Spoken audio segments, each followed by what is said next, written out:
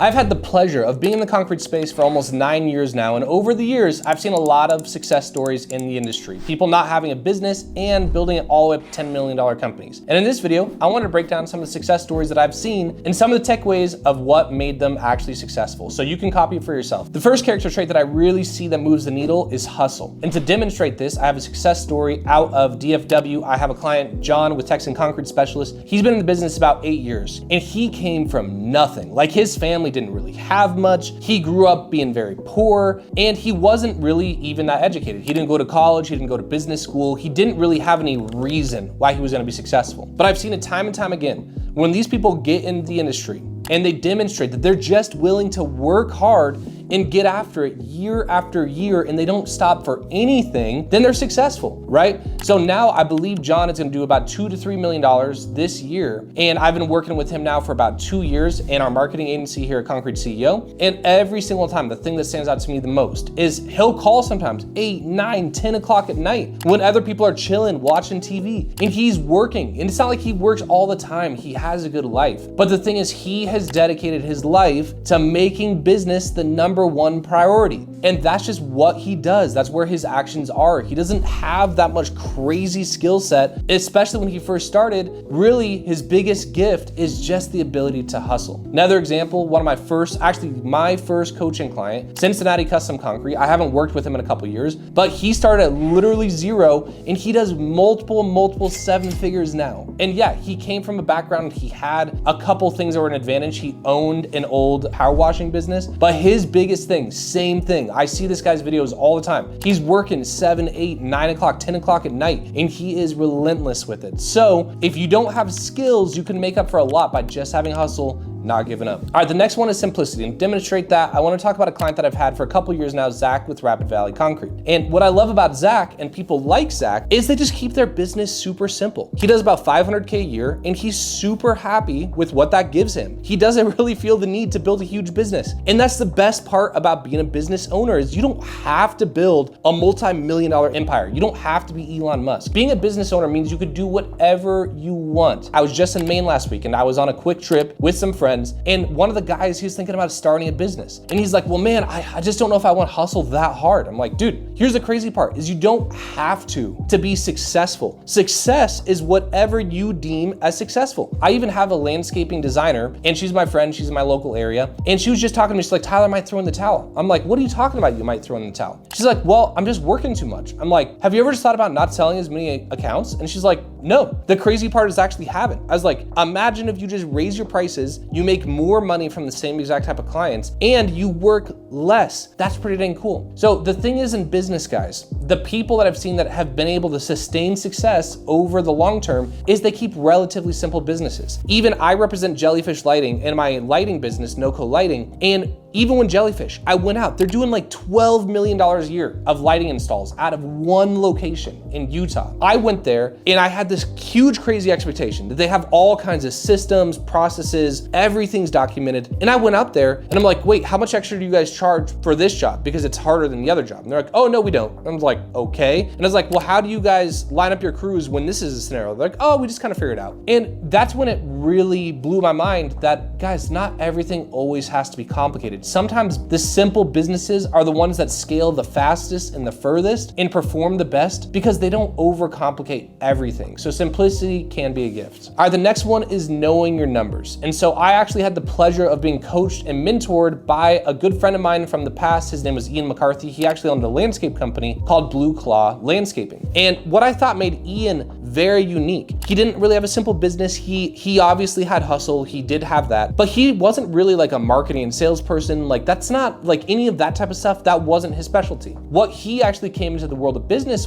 is he was a numbers person. He was actually an accountant, okay? So he worked full-time as an accountant. One of his clients at his accounting agency actually came and said, I'm trying to sell my landscape business. Ian was tired of sitting behind the desk. He went out and bought that business and ended up growing to over $10 million just in landscaping alone. And what I thought blew my mind is I thought everyone that owned a business, they were more marketing and sales gifted, right? That's kind of what they were. But to Ian, he was more structure, more numbers. He understood all of his numbers to a T, and he didn't overcomplicate his business and his sales process, but he absolutely knew how much it costed him to do a project, and he knew how much he had to sell it for. And just that simplicity in him knowing his numbers so well, he ran his business with numbers. He did job costing, he did pro forma income statements. That was his specialty. And basically strictly due to that alone, he was able to grow a $10 million business. All right, the next one is having more of that marketing and sales mindset. And to represent that, I do have an old client, Platinum Concrete. He worked with me for a year, grew his business to over $2 million.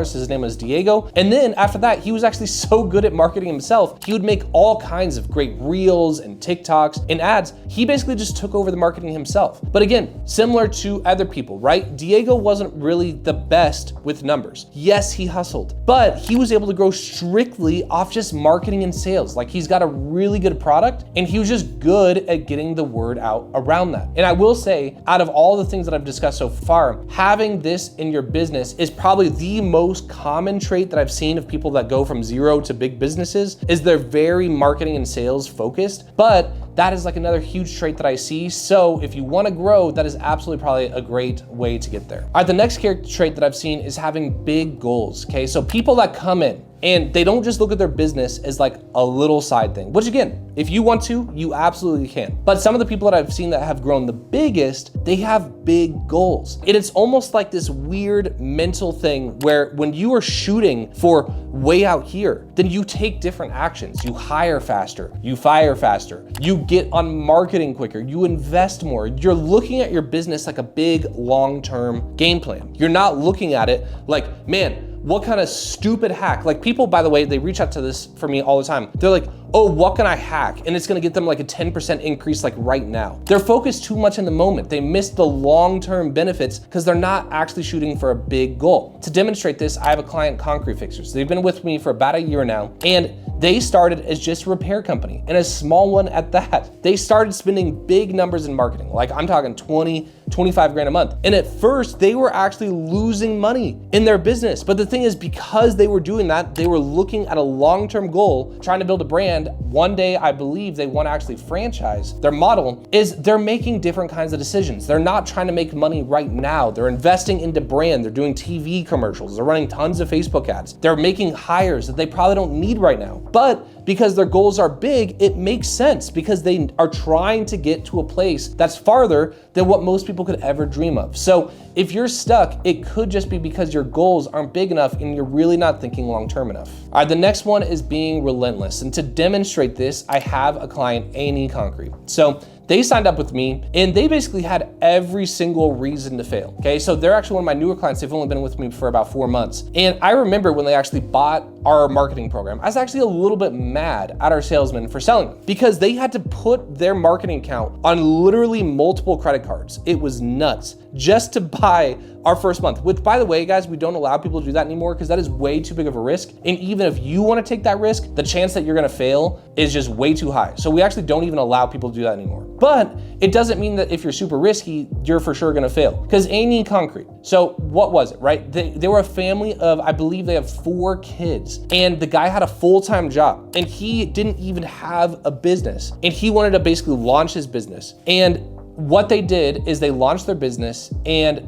the main reason they succeeded, in my opinion, when I say succeeded, they went from zero to about $80,000 to $100,000 a month in 4 months, strictly out of just being relentless. Like, the guy works a full-time job and then all throughout the day, like, he'd have to take calls, etc. He was a full-time dad, right? He had 4 kids. He was doing things like sending his daughter through a quinceañera, and he just was relentless. He worked day in, day out. He worked at night. He worked weekends. He did not allow himself to fail, even though he had no money. He had nothing, right? And again, that's not a dig on him, but it's just a fact. He literally had no money. He had really nothing to get started. He had a truck and a job, and he basically had no choice but to make it work. And so sometimes just the pure will of wanting to succeed, that alone, without the sales knowledge, without the product knowledge, without all that stuff, you can be successful. And the last character trait is just having character. And when I say that, I mean the simple things, like having integrity, having honesty, like being a good person. And my favorite way to demonstrate that is actually by a client of mine, and his business name, I should say, is Milagro Concrete, and they are out of New Mexico. And what I really love about Milagro and also the owner, John, is so Milagro, and by the way,